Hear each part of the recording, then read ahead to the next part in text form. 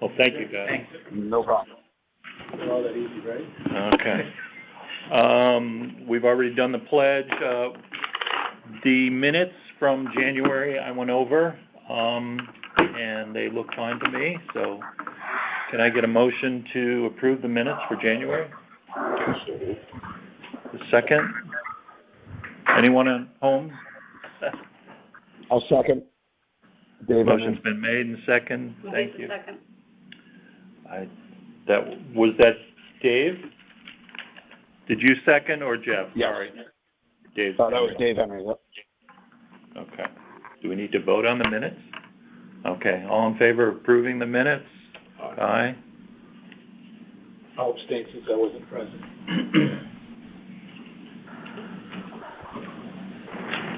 We'll call that passed. So, yeah, February is still busy on the old harbor. So here are some items. January 28th, the Chairman Don sent a letter developed by Mr. Stedman to Senator Huang, Bill Gerber, and 3 of our state reps detailing the needed repairs at the lower wharf. And he included a presentation of the damage. The letter thanked them and encouraged them to find funding for the project. Mr. Stedman has more about this later, too. On January 21st, on the advice of Eric Sunderman, past commissioner, I believe, Mr. Hyman, Chairman Hyman, reached out to the Southport Conservancy, letting them know about the needed signage at Lower Wharf. And I communicated with them and offered to be at their February 13th meeting this past week, and no one responded, so I did not attend that meeting. On January 19th, we received notice from the Army Corps of Engineers that they had filed the environmental assessment, which is available online. Mr. Stedman has done a lot of work reviewing this and has a presentation to go with this later when we get to old business. On January 24th, I received a response from the Historic District Chair that he had received the proposed sign design for Lower Wharf and would share it with his Historic District Commission members and let us know of any feedback to be continued. Chairman Don Hyman composed a letter sent by registered mail to the addresses of the houses in Lower Wharf that were on the deed transmitting the Lower Wharf property to the town and explaining why the sign was needed and where it would be placed. Feedback has been received from some of those parties also. I'm keeping a list of the feedback that I've gotten, some neutral, some negative, as could be expected. I did have a phone call with a Berkeley Stoper who is a neighbor down there, and there are some questions. Being as Don is away and without not wanting to take up a lot of the commission's time, I think our best, and I know it is important for us to all be on board with this and know what's going on, but I think Don has done so much work on this that at this point I'd like to wait for him to get back and then do a committee meeting with Don and Belinda, as the 3 of us would have to do a public meeting. And I'll get in touch with Jen Carpenter about the rules for that, or if you could help me with that.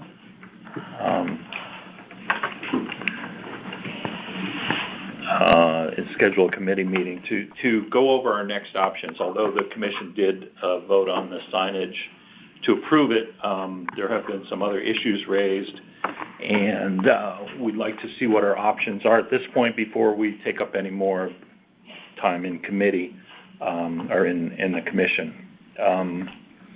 One thing I would mention to keep in mind is that the town attorney has mentioned twice now to me that we could use the town's right-of-way, which would be right on the road, facing the road, which I don't think would be an optimum position to be in. It would be much more in your face. So That's why I want to go over these with Don when he gets back and see what our options might be. In terms of the location? Yeah, in terms of the location. That's right, 'cause there was some debate, one of the prior meetings, right? Right. Sasquatch has agreed to the location. However, some of the neighbors are saying they don't like it. So where do we go from there? So is the issue among the neighbors purely related to location, or does it have to do with the content of the sign? The size of it and the content of it. It's a host of factors. It's a host of factors. And so you've attempted to engage them, but We have. I've talked but to they were not responding. They came around to, the one I talked to on the phone for 20 minutes, she was much calmed down. I explained to her that although the design that Don sent out says the sign can be 8 feet, I said, no, we're gonna bring it down to 4 feet. So it would be less obtrusive. So that placated her some, and I explained how we would wanna position it so that it wasn't right in your face there. But there are still some issues. So is the Southport Conservancy that wasn't receptive though, or didn't? No, Southport Conservancy, we never heard from. Right, that's, Yeah. so they haven't voiced any They haven't dissatisfaction. voiced any. Got it, but Eric recommended that we. Right. Got it, okay, Yeah. so they're not the issue. No, they're not the issue. But you haven't pushed back from some of the neighbors? We're having pushback from some of the neighbors, and there are a couple members of the Historic District Commission that have minor issues about, maybe the font should be something different, but I think if we filed for a certificate of appropriateness, that, if, as long as it's not lighted and the neighbors agree to it, we have to get, according to the town lawyer, to put it on the property, we have to get the neighbors to agree to it. Really? Yeah. Really? Because of the deed. It says no structures on the property. So. I mean, I think Sam had a good relationship with a lot of the folks down there. We engaged like Sam. Yeah, that's why I'd like Don to get back. He's much better at Well, talking to people than I am. And Yeah, I don't want to mischaracterize what the neighbors are saying, because I believe from Don that what his intention to do is that the neighbors seem to engage or want to engage, and that there's a desire to hold a committee meeting, right? That committee meeting would be a public record, it would be a committee meeting. Yeah. And as part of that meeting, to put out a form to engage the folks who have comments in that session. Yes. So without Don here, probably, it would make sense, I think, to probably punt until he's back, but I believe the intent, because I don't want to mischaracterize, I don't think we know what some of them are, but I was led to believe from Don that they were engaged, there was a desire to meet, there's also a desire for a committee meeting, which would be public record. So I think there would be some sort of a meeting that would also try to engage those neighbors in that forum to understand what the issues are. Yeah, exactly. I think that's the way to go. Being that Sasquatch is fully approved of the sign, I think that's a good check in our column. I mean, one of the issues, frankly, is that the deed, to some degree, is in conflict with itself. There's a legal requirement to put a sign up, and the deed doesn't allow for a structure, and so the town attorney's been engaged, right? And it's going to happen, but we've got to work through. There's actually 2 deeds. Yeah, I'm aware. So it doesn't allow for a structure, a sign is considered a structure. And then the town attorney stated that the neighbors need to consent to it, was that? He doesn't think we'd have a problem putting a sign there if they consented to it. But wouldn't the deed dictate what you can and cannot do? I would think. Well, Yeah, I think there's some gray areas to what a structure is too. Yeah, I wouldn't consider a sign a structure. I guess it, I mean, Yeah. Well, and again, Mr. Stedman has something Sorry to. to interrupt, but the 2 deeds, the sign is required from the second deed for the smaller property. So the deed that says no structures is for Lower Wharf property. Right. So there's no issue of putting a sign on the second property. But if the town attorney said that this is considered a structure, that the Lower Wharf deed doesn't allow it. And then even if the neighbors agree to it, you still need to get approval from the historic district. Yes. Which is why I think when Don comes back, I think this genesis of this is that they did the risk assessment. The town wants a sign on the Lower Wharf. There is a requirement for a sign on, so the town is thinking that, maybe we kill 2 birds with 1 stone and put up 1 sign rather than having duplicate signs, because I'm afraid that the town would go ahead and put up a sign, if we say, well, we don't want to put a sign there. That's my feeling. And the only other comment I had was that I believe the draft sign referred to regulations for the use of. Yes, you made that point, I yeah. don't believe there are any regulations for Right. use of the lower wharf. The restrictions we were talking about are the restrictions in the second deed. So that nobody's adopted regulations for the use of these properties. The Harbor Commission would be responsible for doing that. Right. So regulation is something Right. that's enforceable and is in a code, but what we're talking about now are the deed restrictions. Right, and if we just drop that word regulation, it says, please, what does it say? Please obey, for the safety and enjoyment, please observe the following. Yeah. We could stop it there and just drop the regulations. Yeah, that's no problem, but, yeah, so, my feeling is that we wait until Don is back with us and then have a committee meeting and go forward from there, and we'll get back to you guys. Any other questions, comments on the signage? I just have one question, not on the signage. It's a matter of protocol. Do committee meetings need to take place here at Town Hall, or can they be at a location as long as they're published? I mean, can they be held in a library and Could they be held at a library? Could they be held at somebody's office as long as it's public and people are invited to do it? I believe that they can, yes. I've long never as it's a seen public someone's facility, office, yeah. but, I mean, usually it's in a public building such as the library, the high school, something like that. Have you had committee meetings with, and Yeah. do you, with the mooring committee, you do them here, or? We had a couple for the search, so we had them at the library, right, Brian? We had a couple at the library? Yeah, as long as, your facility complies with the Yeah. ADA, so members Yeah. of the public can get there, and Yeah. there's proper facilities for them, you can, They just need to be noticed, right? Yeah. And minutes.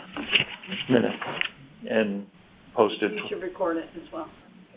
Okay. Minutes posted, and an agenda beforehand Oh, yeah. to post? Okay, agenda. 24 hours before.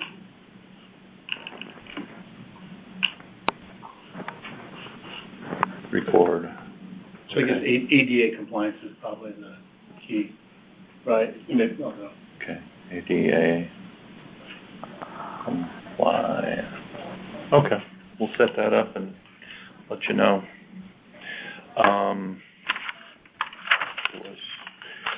We got notice from Ms. Carpenter that per the Board of Finance, we are on the agenda for the budget.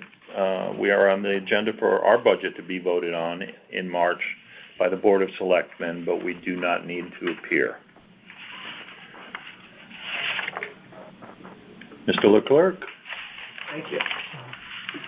So we are busy with renewal season of the moorings. The majority of people have provided the documentation. We have 13 individuals who are waiting to the bitter end, straggling. It's typically registrations of their boats. They have not gotten the new registration yet, and for whatever reason, they can't find the current ones because they've left them on their vessels for the winter. Despite me telling them that every not to do that, take this picture. Most of them are getting much better, and we're almost there. We know we have one not coming back, one vessel not renewing, and we've made an offer already to the first vessel on the wait list. Pequot may have some vacancies at their dock, so if they offer spots at their dock to members, that may free up people coming off town moorings, and in that case, we'll go back to the wait list. I was here about half an hour ago. So I'm thinking we may have one, if not two more vessels coming up. So I texted Jeff, and I said that you were asleep. One thing I did want to talk to And you not to about panic, is, you weren't called into the meeting. Yes, I did. But I figured Mark if I Foster, know- as you know, passed away at the Probably end of will last welcome year. you for dinner. He had a Do boat, you want me to call into the a meeting? 23-foot I- powerboat, Tidewater, Signed in. at I called in. NW08. Oh. Excuse me, at home, could you please mute your speaker, mute your phones, please? On the phone right now? No. They're just in the process of taking the, Mr. Carroll, I got it. taking names of people who were online. Oh, so you did it all by yourself? I did it all by myself. Sorry. I Yeah, knew you so were- Mark Foster passed away at the end of last year. He's had a mooring for a number of years. His wife reached out to me because she's a co-owner of the vessel, but more important, she's the spouse of someone who was a mooring holder. And if you look at our mooring rules regarding transfer, moorings can only be in the name of one individual in Southport. We don't have, co-owners, if you will, of moorings, whether they're spouses, friends, whatever. One person can have a mooring.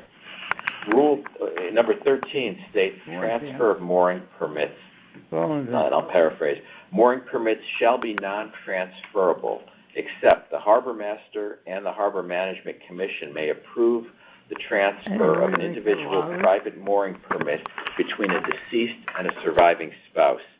If not doing so would create an unreasonable hardship to the surviving spouse in the judgment of the harbor management commission or the harbor master. So, in this case, I've spoken to her, and I think it would create a hardship. This is a husband and wife who have both boated together for many years, and she would like to keep the vessel and keep boating with the same, boat as she has in the past. So she's asked to renew it, and she's actually submitted all the documents to renew. But I don't expressly have the authority. I think I need to. You would have to agree that it would be an unreasonable hardship not to let the surviving spouse continue. So it's your recommendation that we do? It is my recommendation that you support the renewal with me, and I think it would be appropriate in this case. And so I would just think it's you may want to add to your agenda a motion to approve the transfer of mooring permit from Mark Foster to his surviving spouse. So you would need a motion to amend the agenda, which you can do by 2/3 vote, and add that item, and then once added, you can just take a simple vote on that, and we can transfer the ownership of that mooring. Would anyone like to make a motion to amend our agenda? I'll make a motion. Bill, thank you. I'll second. Doug, seconds, thank you.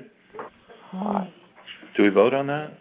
Yeah, motion. Well, I think now we need to make a You motion have to to vote. Yeah, you have to So- Vote vote on- to add it to the agenda, and then someone makes the motion once it's on the agenda. Okay. So I'll go ahead and make the motion to transfer the ownership. You just move to add it to the agenda. Right, No, we have we to vote vote on on that first. Right, so we're voting to add it, Yeah, we we're vote voting on to. it, right? You move to add it. For discussion, I guess, first, and then. Is there any discussion on adding it to the agenda? Is there any discussion on adding this item to the agenda? What would be the hardship exactly? The hardship would be because she can't just. Well, let's add it to the agenda first, then we'll Okay. talk about it on the merits. Be procedurally correct. Okay, we have a motion to add this item to the agenda about a transfer of a mooring to the surviving spouse. All in favor of amending the agenda? Aye. Aye. Anyone opposed? Aye. That was an aye. You might see if you can oppose or just a late vote. Are you saying you're opposed, or is that a late yes vote? On the line? Sorry, we're having technical difficulties here still. How many voting members do we have? We have a quorum here. 3, 4. How many are on the line? We have Belinda, no, she's an alternate, but she can be a voting member. Dave Henry and Jeff Warren. You want to just call on Dave and Jeff to see Okay. what their votes were. Sorry, we're having technical difficulties here. Jeff, can I get your vote verbally, please? Jeff? Okay, Dave, are you there? I am, and I am in favor of adding it to the agenda. Okay. So we have 5 yes.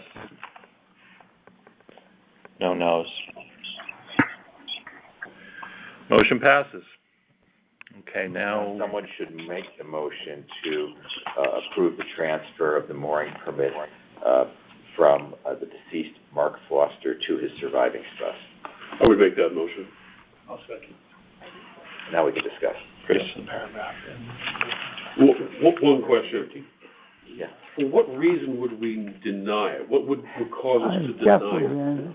That's a good question, because that same paragraph talks about it, whether when a holder of a mooring permit transfers title or interest or otherwise parts possession of the vessel, the mooring permit automatically expires. That keeps, if you sold your boat to me, I don't get your mooring permit. At all. So it's only with The only provision is a surviving spouse. It's not brother, sister, father, mother. It's only the surviving spouse. And you have to look, what is an unreasonable hardship? If, it would probably be tough to find one, assuming the spouses have sailed together and boated together. And, my wife was happy to learn this, frankly. She said, I didn't know, because the mooring's only in one name, so I'm sure a lot of spouses would be happy, not that their spouse passes, but that they can continue to sail once the spouse did pass. So the hardship would be that she would have to get on the list all over. She'd have to get on the list, that's the and hardship, at right? her age, I don't know if frankly she'd make it. Because, there could be a 20-year wait for some of these people, 15 to 20 years, and someone who's been actively boating for many years, that would be a hardship to say you can't come back just because your spouse died. So that's, to me, that's the clear hardship. I think it's pretty clear cut here, Is there any precedent for this? Has this been? We've done it in the past. Yeah, we've had it in the past. Yeah. Not. Okay. Yeah. We made the motion. Well, so I'll go ahead and make the motion, I think- which is, I would, Did you make it already? I think we did. oh, great. Yeah, so Chris and Bill. right? Okay. You bet it, Okay, so we have a motion on the table to approve the transfer of this mooring permit to the spouse of Mark Foster. All in favor, please say aye. Aye. Aye. Dave?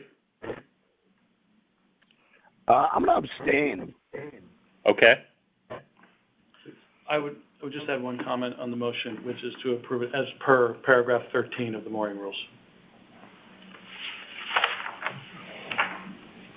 So 1, 2, 3, 4. Belinda, she can't vote. She's an alternate at this point because we have a quorum. Okay. 6 of us, but 2 more than one. Jeff has dropped off. I don't know if he's there or not now, but Dave has abstained. So we have 4 yes and 1 abstention. Thank you. So other than that, we're doing the renewals. Things are going well with the software. I mentioned last month I took a look at the moorings that have been pulled, and I flagged a number. I talked to the club about the moorings. Repairs are underway. I was back out there again this weekend looking at them, and the welder's been out there. Parts are reattached. Chains are replaced. Shackles are replaced as necessary, so we have a good, robust set of moorings. And we start putting them in the water. I also reached out to Bill Hurley on Perry Green because we received some information about the project with the bulkhead. The good news is they're going forward with it. The news that troubled me a bit was they were planning on starting this in April and going for right through the boating season. And I pointed out to him that 2 things. One is I don't have a lot of room if you're bringing a barge in. I don't know how it's going to fit next to the boats in the Helix area. Number 2 is where am I supposed to put all these boats while you're doing Perry Green? Because we have a number of vessels all tied to it, and there's no room to relocate them anywhere in the harbor. We just don't have space for them. We don't have extra space. Most we have some transient moorings, which we can, I suppose, double up or rig up something temporarily. We're going to have a meeting with the contractor so we can stage what they're doing and come up with a way to make all the vessels fit, one way or the other during the construction, so people do have access to their boats. Which gets even a little more complicated because people access them from shore, not from Ye Yacht Yard or from the yacht club tender in most cases. We have to find a way to get people out to their boats as well. So we're working on that to make that work. Thank you. Thank you. New applications. What does new applications mean? Betty, do you know? New permit applications that have, like usually the DEP applications that you would review and comment on. Gotcha. Okay, so we have none of those. Then on to old business. Lower Wharf repair, Mr. Stedman. Well, I attended this morning, via the computer, the meeting of the Connecticut Port Authority. which administers the grant program that we obtained funds from in the past, including the program that the funds that were to be used for dredging the area between the boat ramp and the Lower Wharf. Funds returned an unexpended amount of. But we have been, and also other towns have been arguing that the port, not arguing, but encouraging the Port Authority to have announce another round of grants this year, because no grants were issued last year. So today, the Port Authority voted to do so. So they will send out a notice of this year's round of Small Harbor Improvement Project grants in March, and they hope to have a decision on accepting projects that they accept by August, so that they can go to the bond commission. So that would be I think the source of funds that we would pursue for the reconstruction of the Lower Wharf. Do you think there are a lot of competing harbors that would be vying? There'll be other competing harbors, but remember, we received a grant that we thought could be repurposed the last time, and it couldn't be because the bond commission allocated specifically for dredging.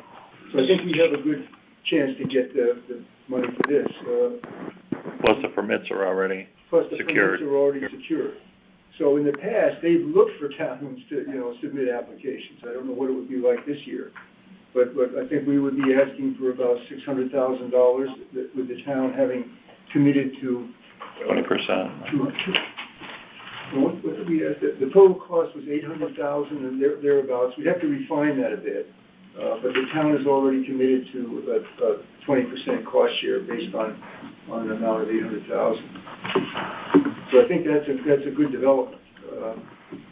The other thing that I think we have to also, I meant to ask Mr. Santa this when he was at the last meeting, and I called this morning, but I didn't hear back. But I believe we need also approval from planning and zoning to do this. We need to submit an application for a coastal site plan review. If that's the case, we need to do that pretty quickly so that we're in place, for responding to the grant application. I can follow up on that with Race. But fixing the wall and doing this work, we'll follow up on that. Shouldn't be a problem, but it's maybe a necessary step. And then we'll put the grant application together. Excellent. And I think part of that may be due to Don's maybe communication with Senator Wong and Representative Leeper, who I believe either one or both of them did call the Port Authority either before or after the last meeting to ask if there would be another round of these grants. And then interestingly, I was asked, and I drove out to Old Saybrook and talked about the program with the new executive director who wasn't that familiar with it. And on the call this morning, Mr. Hurley, the town engineer, also made a few comments and talked about looking forward to not give the town of Fairfield money, but for the opportunity to compete and submit an application along with the other towns. His comments were quite good. That's great. We'll work on that. Thank you. Lower Wharf Ship Grant refund, are we still working on that? Yes. Yeah, okay. Yeah, I talked with Mr. Hammond about that as well.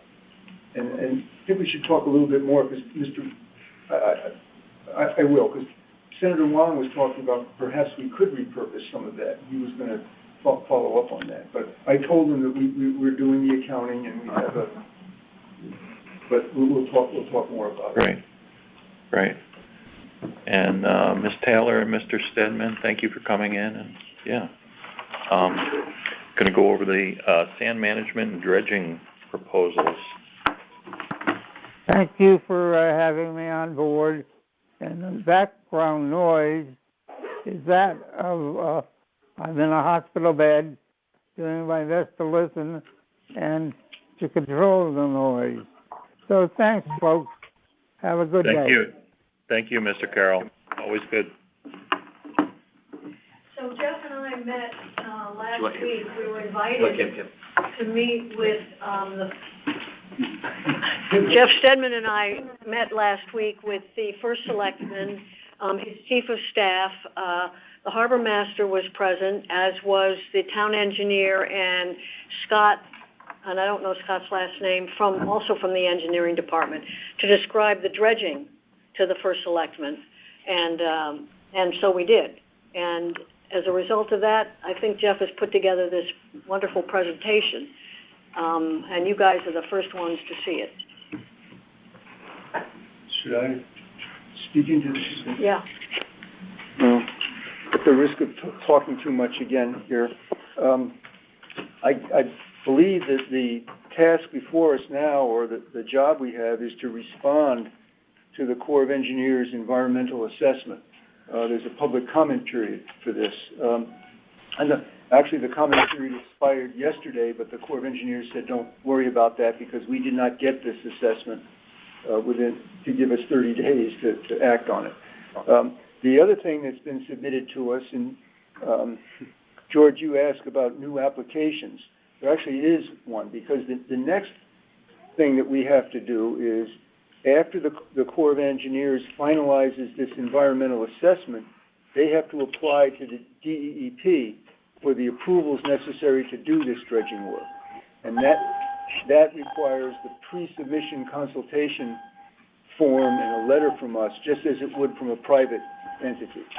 So I think there's two things that we should think about today, is responding to the environmental assessment and also responding to the pre-submission for a deep, it's not called a permit, it's got another technical name, but it's essentially a permit to do the work.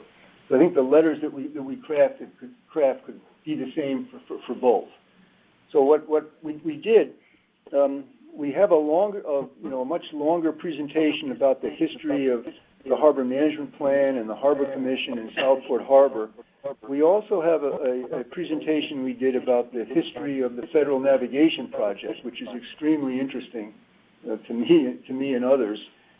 But instead of going over those today, I thought it might be helpful to go over some slides that describe what the Corps of Engineers is proposing to do now in this. So perhaps you can bear with me and interrupt me and also this would be a draft, because I see some spelling mistakes from this morning, and I mentioned to the Corps of Engineers that we would talk about this today and then share it with them to see if there's any mistakes or anything that they want to add to the presentation before we put it online. But to summarize, the dredging project would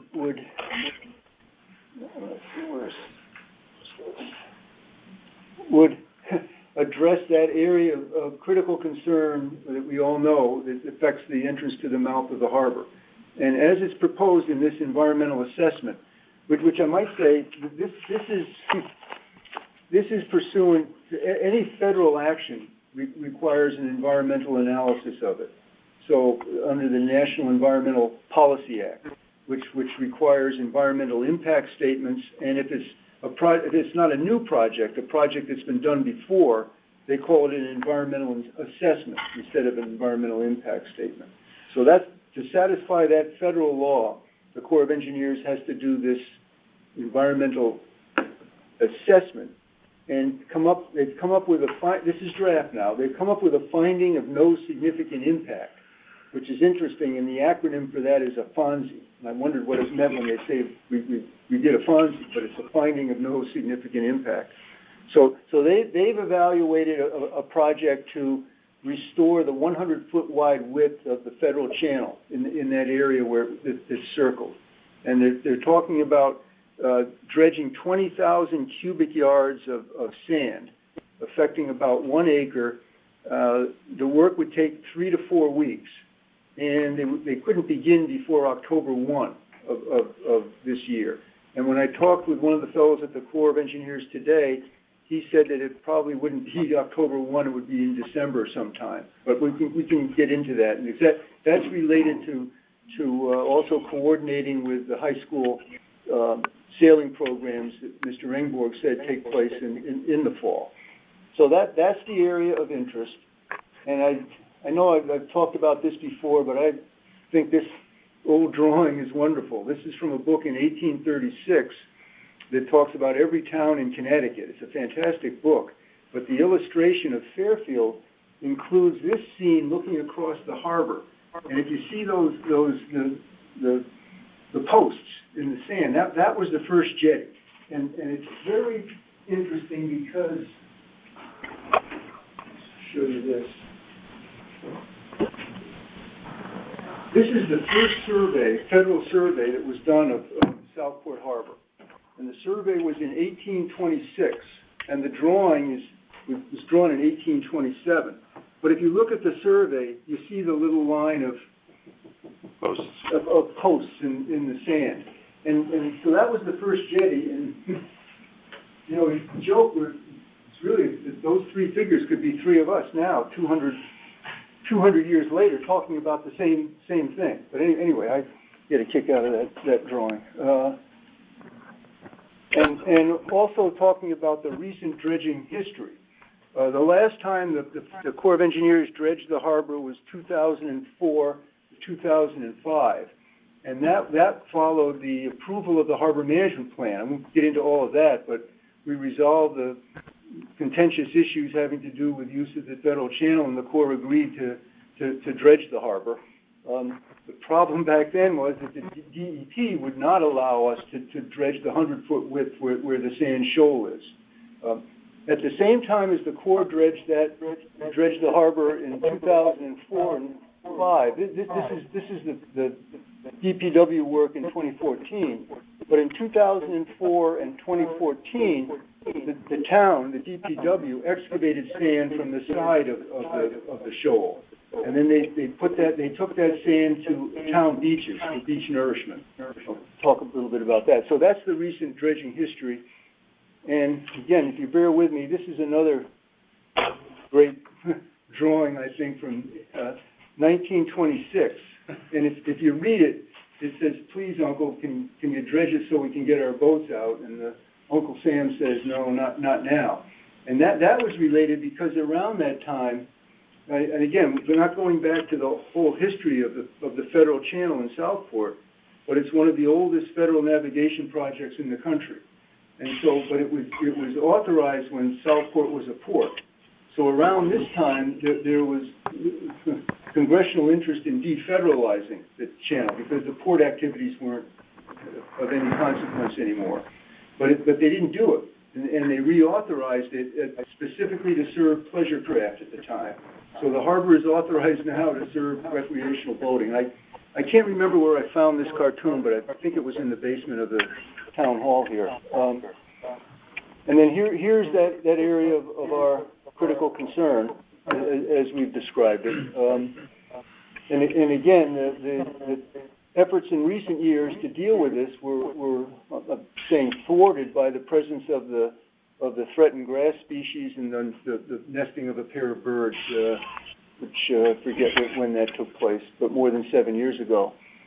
So here, just going through the process, the most recent condition survey that the Corps of Engineers did was 2022, and you can see that red area. So more than half the width of the 100-foot channel is less than the authorized depth, and they've made the conclusion or the statement in the environmental impact evaluation that there's not enough width for two boats to pass in the channel, except at high water. So that's the most recent survey. And then here's the dredging plan that the Corps of Engineers has proposed. Restoring the 100-foot width, and then there's also this side slope area here that would also be affected.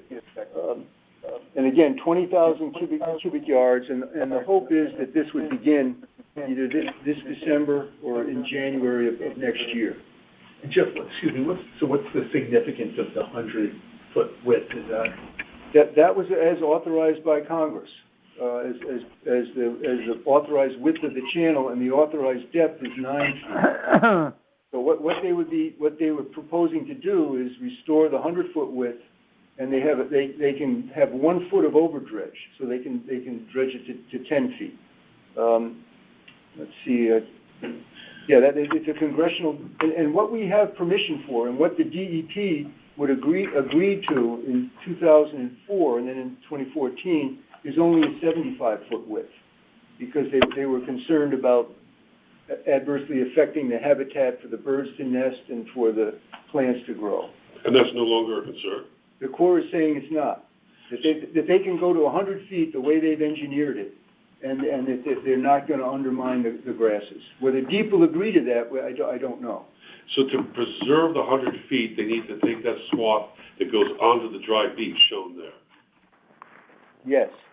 So they will be excavating sand that's above mean high water.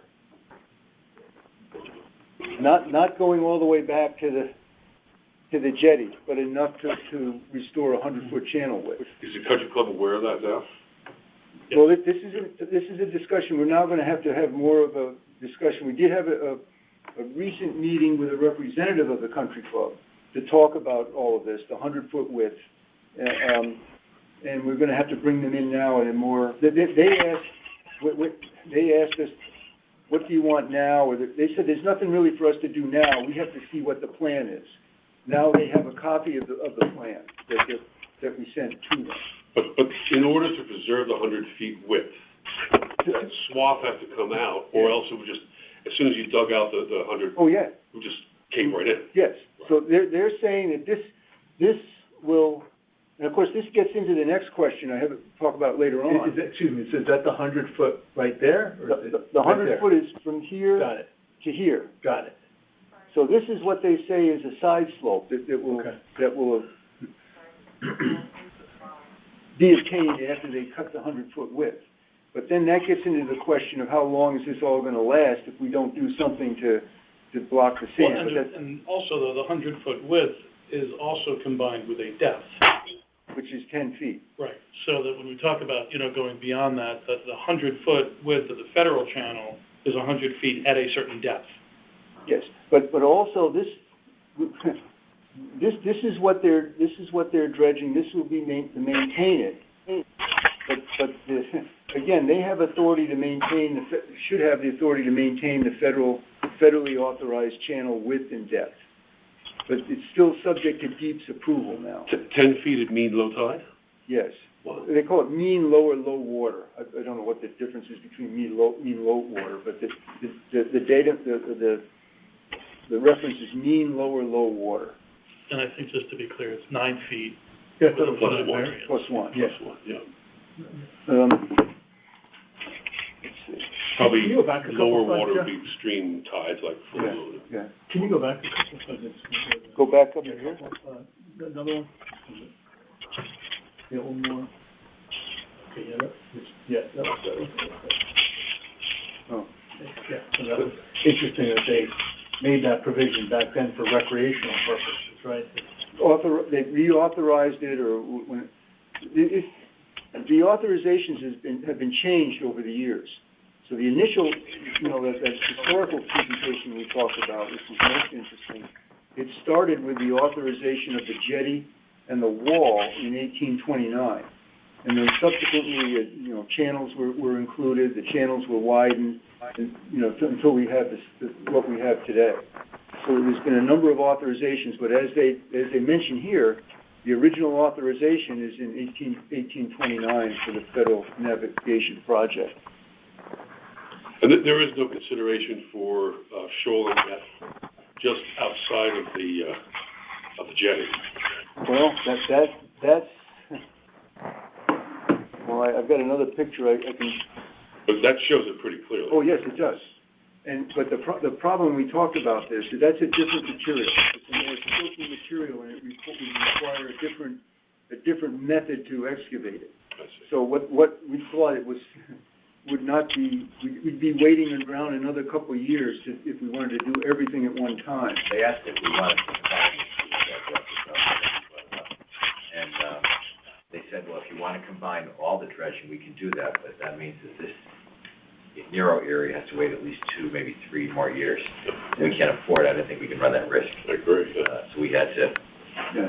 So if we had the opportunity to do this now, we thought we should proceed with it. But once we're done with this, I think we have to start, you're Yeah. correct, the next process for the channel dredging itself. It's shallow. The boats are already running aground. Yeah. there Out now. there, out there. That's where they're running around.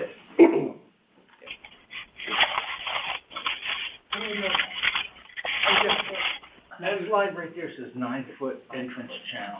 That means depth? Yes, Okay. yes.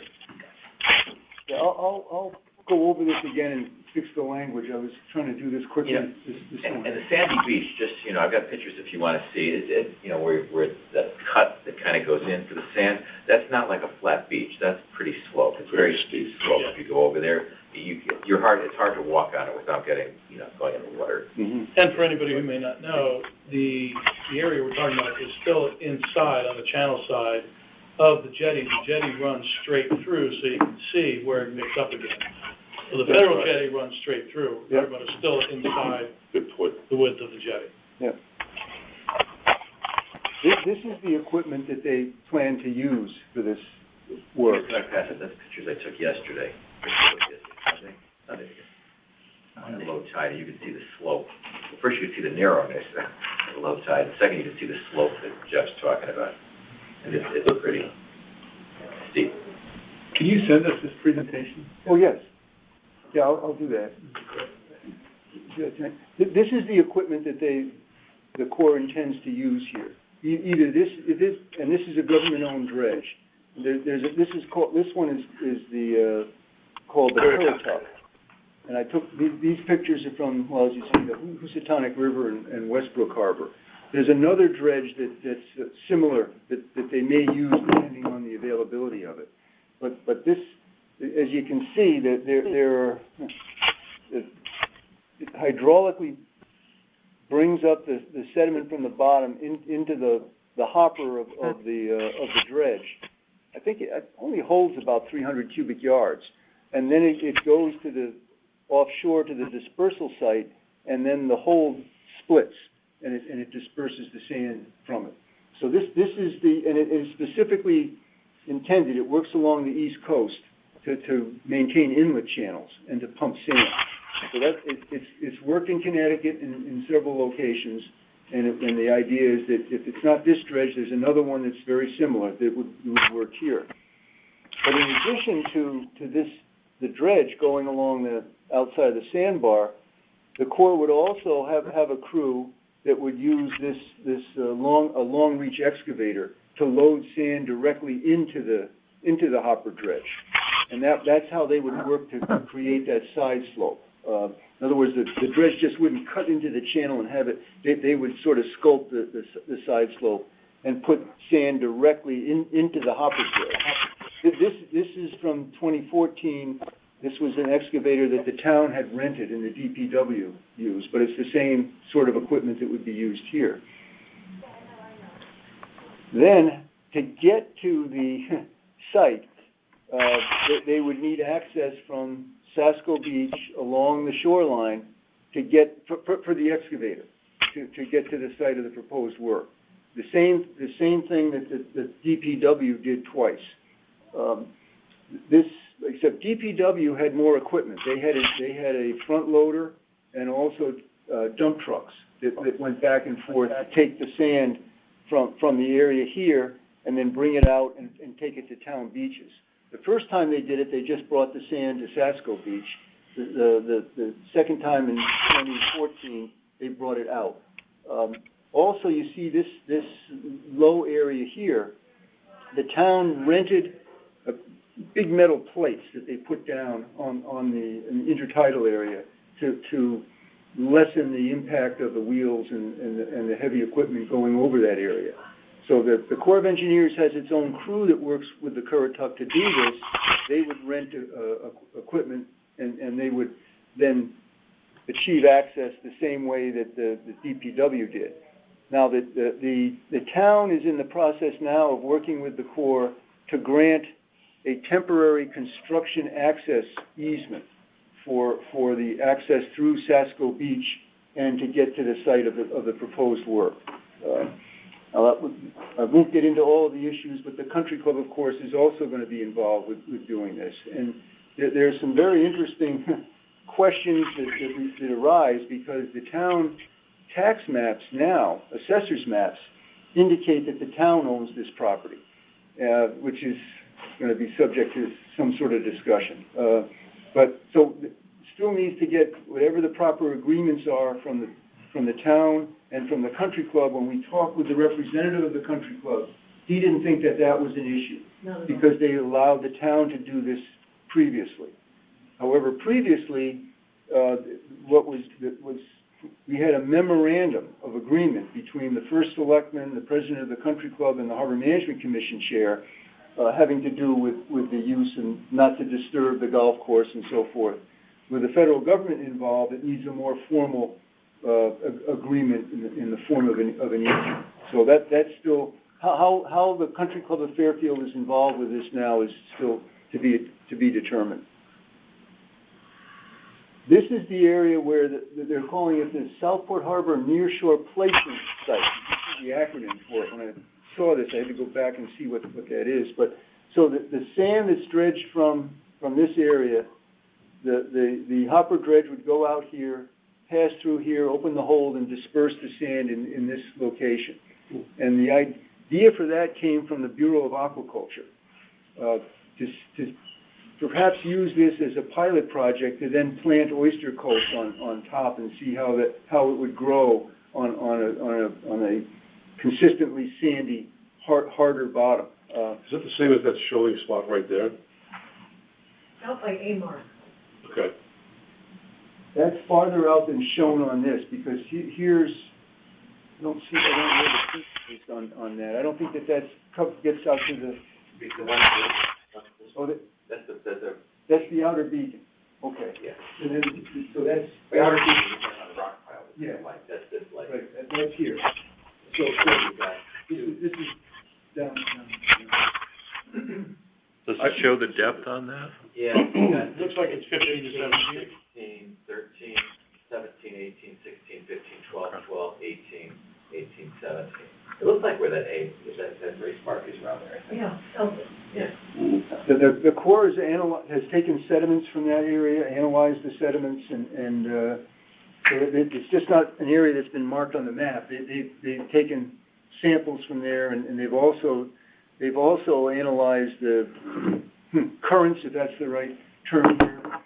So there is some discussion as to whether the sand deposited here will stay here for an extended period of time.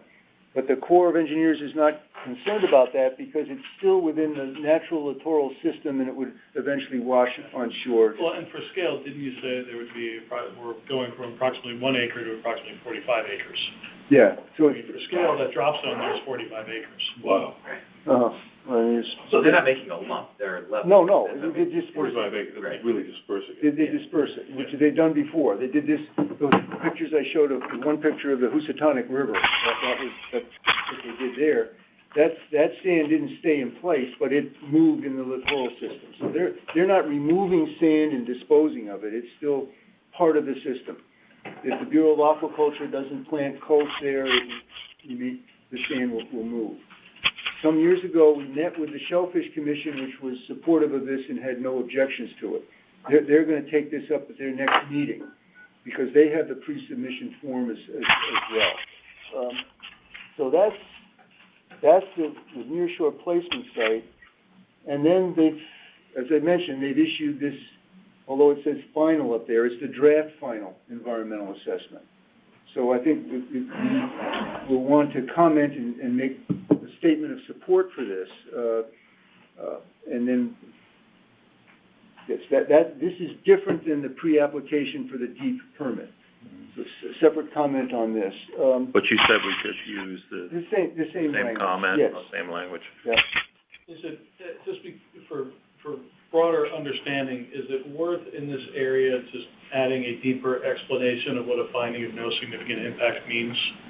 I mean, that's a significant finding, I believe, right? The FONSI is a yes. significant aspect to this in terms of a possible barrier.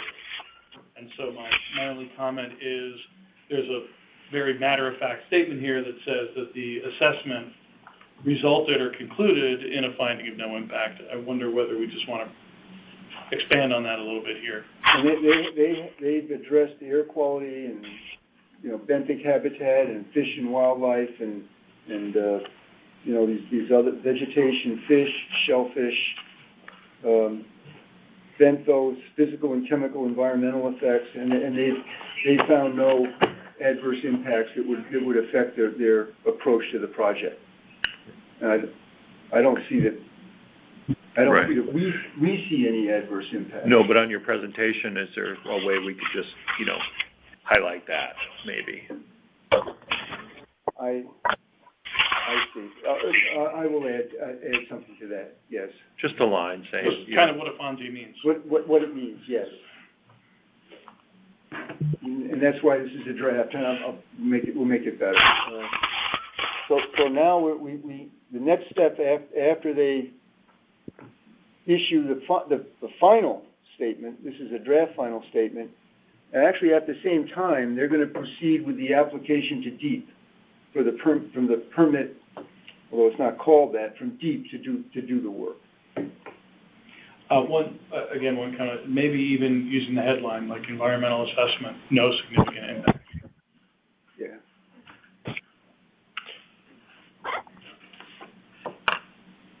And Jeff, the response to this has to be submitted to the Army Corps of Engineers soon, I think, Yeah, I right? think we can work on it in the next week. Okay. To get something out next week.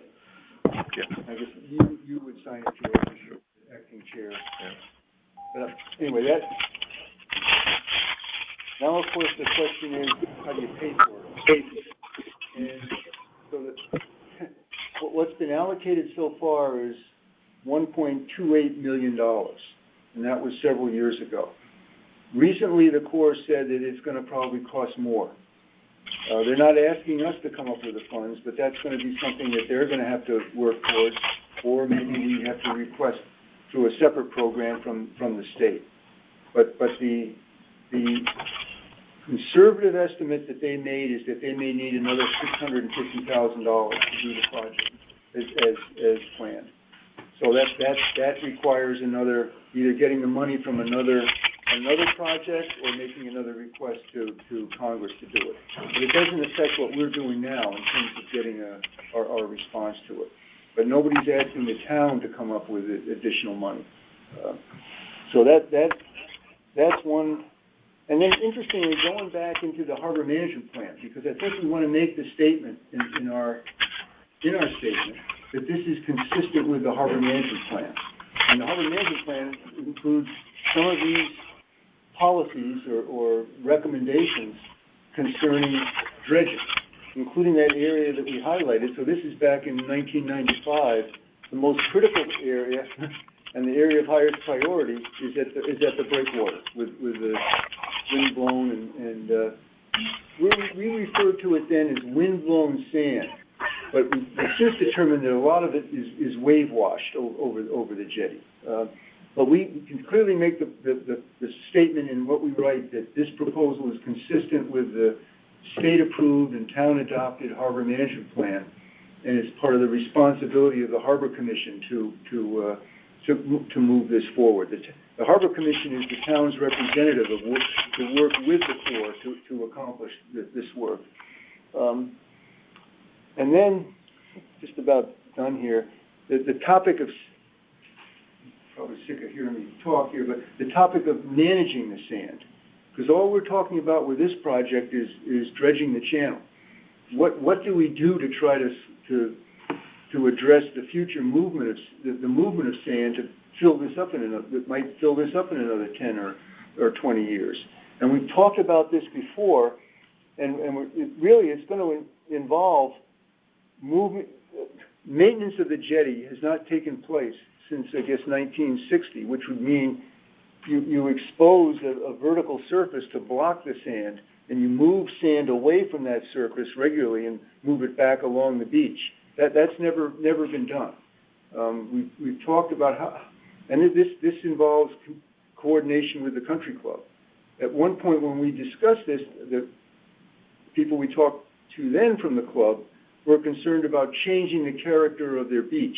If we were to expose a big area on the updrift side of the jetty, and that there would be some sort of a sink that would capture the sand. But we need to really give some attention to this. How in the future, and someone mentioned to me, what about in the wintertime, placing, lines of snow fencing, not up on the top here, but along the beach to try to slow down the movement of sand during the wintertime. But that's something we have to work on. But if the waves are carrying it over the jetty, the waves may knock that snow fence right over. Yeah, it may knock it right over. And one of the things that precluded us from pursuing this in the past is we'd need additional permits from DEEP to excavate sand from the updrift side, that's down in the intertidal area now to move it along. That's another permit action, and that's not a federal action. That would be our, or the club's responsibility to do that. But doing something about the jetty would involve the federal government, correct? It's a federal jetty on a federal. We've talked about that, channel. but they said all they're interested in doing right now is maintaining the channel. And DEEP interestingly told us that if this was a private project for dredging a private navigation channel, they would make the applicant have a management plan for maintaining the jetty into the future, but they're not requiring the Corps to do that. So I don't know what the answer is to that, but I think we need to, we need to pursue it.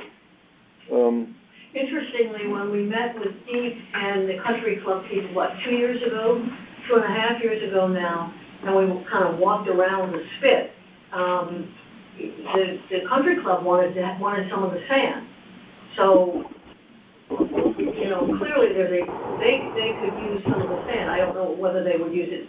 I believe the club manager said he'd use it for the traps, but, I know there's also concern, the country club has concern of where the beach is narrowing in there.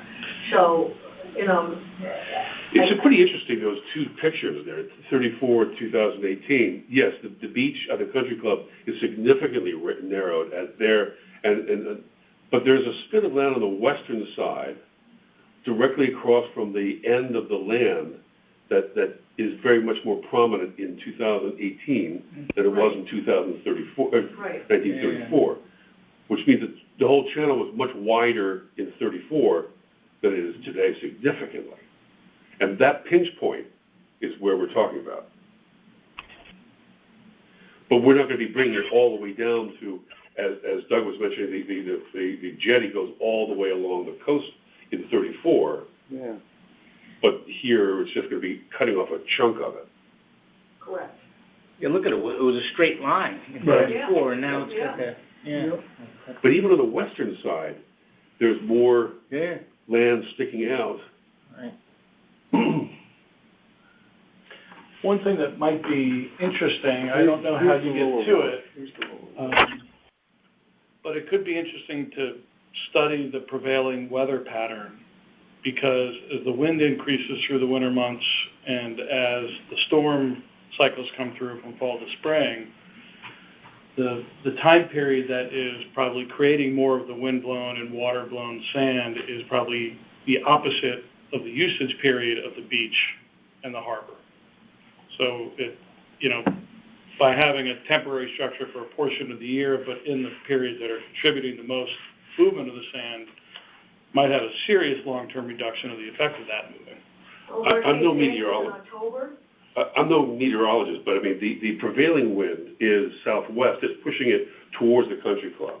But the nor'easters that come through blast it across the jetty and into the harbor. Yeah, right. But I'm saying but the wind is at a higher velocity in the winter than it is in the summer. For sure. There's a wind-blown sand from that direction, and then you've got the storm cycles that have their pattern. So I don't know how you would look at that study, but it could be a case of the times of year that are moving the most sand would be the times of year that would not interrupt the usage of the beach or the channel or other things for temporary or other structures.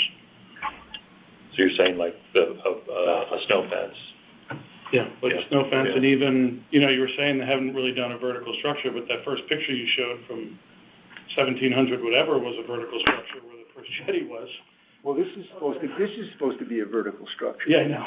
It is, depending on which side of it you're on. It has to be maintained. Yeah. And some years ago, Commission did retain Race Engineering to do an analysis of the littoral drift and the wave impact, and they came up with the conclusion that the principal transport of sand was through the wave washing and not through the wind. Mm-hmm. And they had an assessment of the volume over the years that they had, that we had the surveys of the channel and topographic. They had an estimate of the volume of sand over the jetty annually. I don't know how they quite got that, but. Would you have a copy of that? Oh, yeah, I somewhere? have to find that. Interesting. That was a part of the argument. We could, this goes back all these years, Yeah. 30 years trying to address this problem, including with DEP and now DEEP, to try to get them to agree that we can remove a good part of that sandbar. Now, I don't know how they're going to respond to the application, because as I said, that their preference when we talked about this in the last few years was to put it on the beach, on beaches, rather than offshore.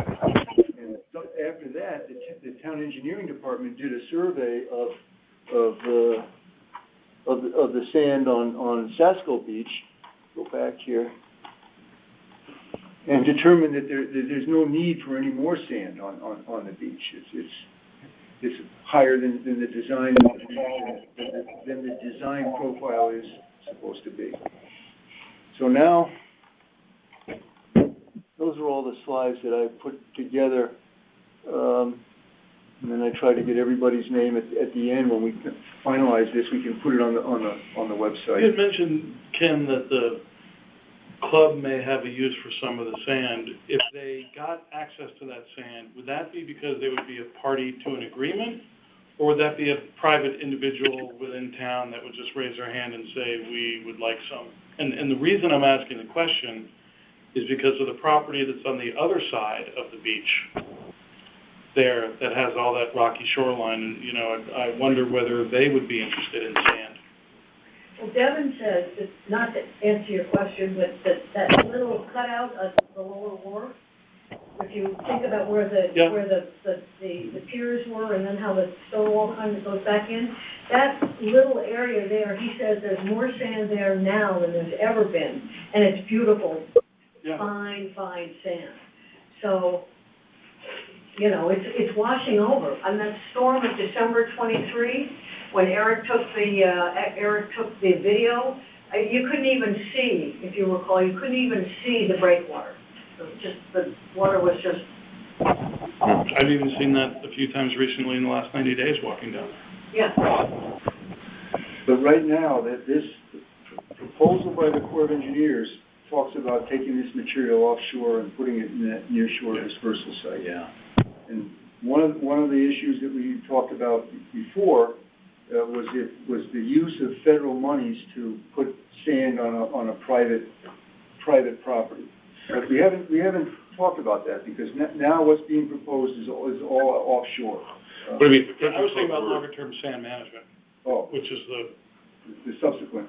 Yeah. The subsequent project. What do we do with the sand that we move from the side of the jetty? Yeah. But if the country club were to request for some of that sand, couldn't the excavator just be ready to load it into a waiting truck as opposed to the barge? I think the Army Corps of Engineers would have to redo their whole plan. Wow. Okay. Yeah, because we're applying for a permit to, how the work will be done and where the material will go to. It all gets real legal and. DEEP may may object to some of this when it goes forward to the permit application. We don't know that yet. But this is just the first step in the process. That complete this assessment and now submit the application to DEEP. So that was my attempt to show at least the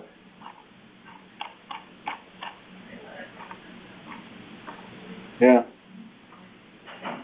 Now, they're also talking about that they may have to move some of the plants, that this work will not avoid impacts on all of the plants, and as a result, they may have to replant some. But that's all I wanted, not all, but that's my long-winded presentation. So should we move to support this environmental assessment and write a letter of support for it as stands? I think that there would be two letters to write. One is to write in response to the environmental assessment, perhaps saying that we agree and we support the implementation of this project, along with some of the background, the reasons for doing so, which we talked about, and also mention that it's consistent with the harbor management plan. And then sort of the same comments would then go with the letter to DEEP for submittal of the permit application. Great. Can I get a motion that we submit a letter of support for this plan to the Army Corps of Engineers and to pre-assessment for DEEP? And it would be our goal to see this project undertaken at its earliest possibility in the upcoming dredging season. Yes. I also talked with the manager, and Mr. Engborg is on the call. The yacht club, I think, will also write a letter of support for the project because it's necessary to maintain the yacht club, and also offer the yacht club to provide reasonable and appropriate support for the crew doing the work as they did during the 2004-2005 dredging project. Mr. Chairman, it's Brian. A letter of support from the country club? We can ask. We mentioned it, and we got a favorable, we'll talk about it. But they want to see this first. Oh, no. Well, I think they want to see the Army Corps'. They have this. They have that. Yeah. Hey, Mr. Chairman, it's Brian Leclerc. If I could, through you, Jeff, do you want me and John Dean to send a letter as well? I was going to mention that if that would be, if you would have the time to do that, I think that would be, as State of Connecticut Harbor Master, again, concurring with the statement in the environmental assessment about the urgency of dredging and not having the width to allow two boats to pass. Sure. Do you want to draft it for me, or do you want me to draft it? It's up to you. Well, here, I know I'm, again, talking too much, but back in 2003, the commission wrote a letter of supporting the dredging project proposed then. And among other things, they talked about how the navigation project is one of the earliest in the country and has long served, the harbor has long served as a center of boating activity in western Long Island Sound and as the vital centerpiece of a historic district of national significance. They talked about the bottleneck created in one location, which, if left unchecked, could effectively limit the viability of the harbor. At low water to mid-tide, navigation by virtually every boat using Southport Harbor is adversely affected by the increasingly narrow channel. Southport Harbor not only provides a home port for about 150 moored and berthed vessels, but also is an important destination for many visiting boaters and serves as a harbor of refuge and fueling stop for boaters in western Long Island Sound. The harbor is well known as one of the most historic and scenic locations on the Connecticut coast and figures prominently in the state's promotional efforts to encourage tourism. The harbor's continued status as a historic resource of national significance depends in large part on continuation of the harbor's traditional boating uses, which in turn depend on maintenance of the federal channel.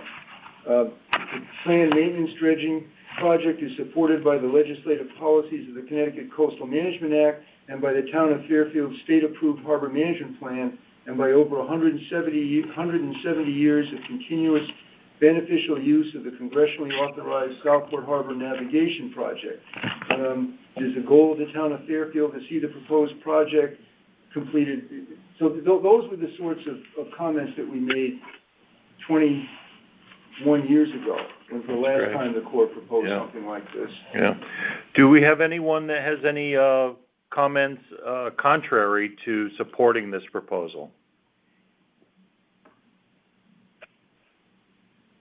If not, I'd like a motion that we support the environmental assessment and that Mr. Stedman compose a letter, which we can send. I have just one comment of discussion on it. Sure. I would maybe suggest adding to the motion that we share the project update with the public, because that has not been done, right? Yes. So that we share the project update and then also create the letters of support for it. Could I also suggest that there would be 2 letters, that would not only support the environmental the findings of the environmental assessment and the proposed dredging project, but we also support the application to the Corps for the DEEP approvals necessary to do the work. That's a separate, Okay. Okay. Excuse me for being slow off the mark, but who are we writing this letter to? would go, well, in the public notice, there's a person at the Corps of Engineers who's identified as the person to receive public comments on the notice.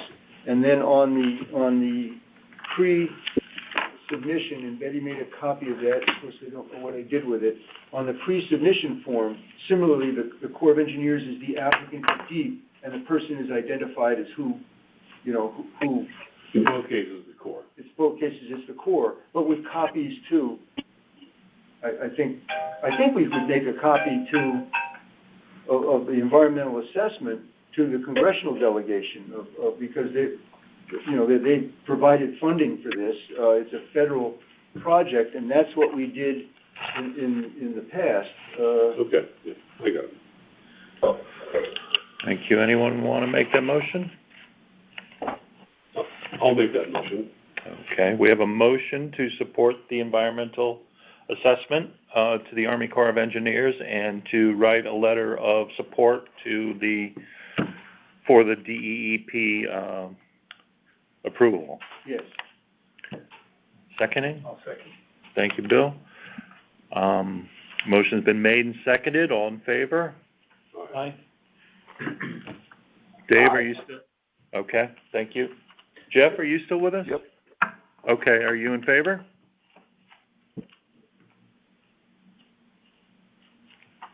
Abstain.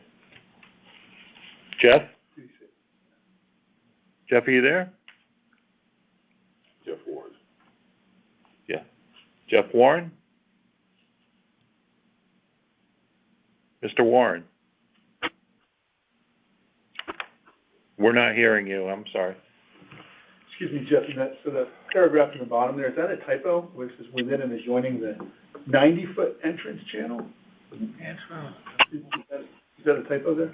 Fine. Last sentence. Yeah, it's 90 foot, right? Oh, I put 9-foot entrance channel, that's the depth. Oh, the depth, got it. Clarify that. Got it, not the width, depth. That's the way they described it here, but that's not clear. I'll fix that. Great, thank I you. have here passed unanimously, but I'm gonna have to confirm with Jeff Warren what his, Okay, vote was. okay, thank you. Mr. Warren, if you're there, do you? Well, and then also, let's just reflect that the discussion also suggested that we seek similar letters from the Harbor Master, from the Pequot Yacht Club, and from the Country Club of Fairfield. Mm-hmm.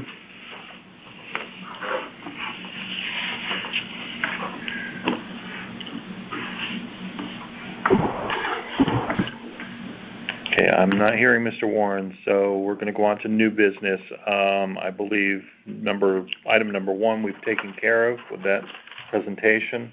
Item number 2 we are going to postpone due to time, which is the Southport past, present, and future presentation, which is a great presentation. We want to give it the time that it deserves. We have 2 more items that Mr. Stedman brought up at the end of last meeting that we want to start conversation on. How can we ensure the inclusion of the Harbor Management Commission comments and plans within the plan of conservation and development emerging from the TPZ Commission? I don't have anything more to say about the schedule of that. I've not heard anything. I did talked to one of the T&Z members who didn't say it's something that's coming up, that we have to act on immediately. But I don't know now what the schedule is for, since the election has taken place, that apparently the urgency of amending the POCD is not as much as it was previously, but I don't have anything more to report on that now. Great, okay. And then number 4, how can we support passage of new legislation that clarifies the role of all harbor management commissions in the state in wake of the Cohen versus Deep court decision? And Cohen versus Deep, I looked it up and read a little bit about it. It was down in Greenwich. Yes. It was in Greenwich, where the Harbor Management Commission and the Town Zoning Commission disagreed about wharf or... Well, we talked about this before, and at the risk of sounding like a know-it-all, I was working with the Harbor Commission in Greenwich when this was reviewed. And as we said before, the applicant, the zoning regulations in Greenwich require a dock to be an accessory use to another property use, a principal property use. So in this instance, the property involved was not big enough to build a house. So in order to get away and not have to comply with the zoning regulations, the applicant built a dock or applied for a dock that doesn't attach to the mean high water line. It begins just a little bit waterward of the Planning and Zoning Authority in the marsh. So in other words, didn't have to comply with the zoning, which wouldn't have allowed the dock. The Harbor Commission did not make a finding on it. They asked DEEP what its policy is for docks that don't attach to the land. Now this may affect what takes place at Kenzie's Point in the future with the new houses that are precluded according to the subdivision approval from building a dock. But they're precluded from building docks because of the conservation restriction along the property that goes to mean high water. So a dock that doesn't go to mean high water, but anyway, so the Greenwich case went to court. The judge ruled, among other things, that a Harbor Commission has no authority to review applications for DEEP permits. That's what we worked on last year for legislation. It didn't, DEEP opposed it. We're trying, and the mayor of New London, there was a meeting with the mayor of New London, DEEP officials a month ago to talk about this. DEEP said that they would get back to New London and to others for a meeting to discuss how to proceed, but they haven't done so in spite of requests to do so in each week of the last 4 or 5 weeks. So without DEEP approval of this, or without its DEEP support, our understanding is that the Environment Committee will not change the legislation this year. So we're still hoping to be able to work with DEEP, but they haven't responded since the meeting where they said that they would. So that's a long-winded statement to say I don't have anything positive to report on that right now. Okay. And that's significant because we're working to update the harbor management plan. And what we've been waiting on, in large part, is agreement of maintaining this 100-foot width of the channel and how it will be done. And then once that's an agreement, we put that into the plan, which then means that it will be done in the future.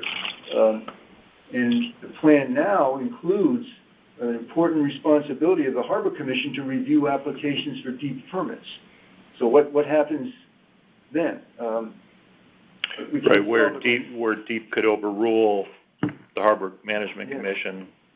But the key thing is if we can reach agreement on this dredging plan, that would be institutionalized in the Harbor Management Plan for maintaining the 100-foot channel and what do we do with the sand. Right. Okay. Anyone have anything else? Any public comment?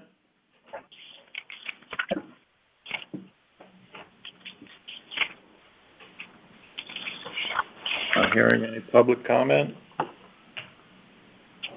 Any other questions or concerns? Motion to adjourn? I'll make the motion. Bill, thank you. I'll second it. Okay. I think that was Dave. What else do we vote on? Thank you, everyone.